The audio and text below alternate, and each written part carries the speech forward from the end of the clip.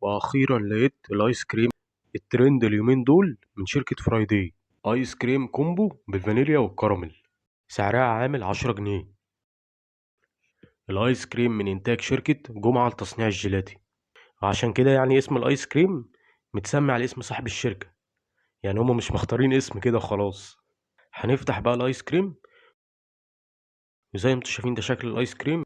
يعني الصراحة شكلها عظمة. هناكل بقى بسم الله.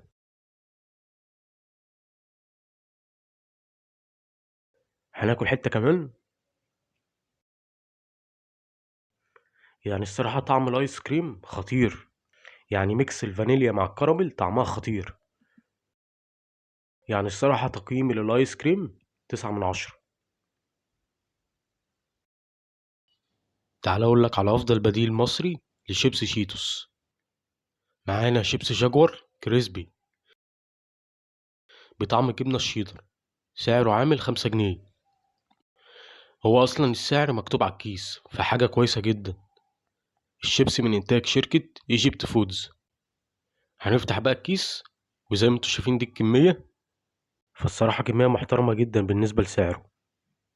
وزي ما انتوا شايفين ده شكل الشيبسي. هناكل بقى بسم الله. هناكل واحدة كمان. هو الصراحة طعم الشيبسي جميل جدا، بس يعني الشيبسي حادق شوية. يعني لو قللوا الملح شوية يبقى الطعم مظبوط. ما تنسوش بقى تعملوا لايك وتشتركوا في القناة عشان يوصلكوا كل جديد.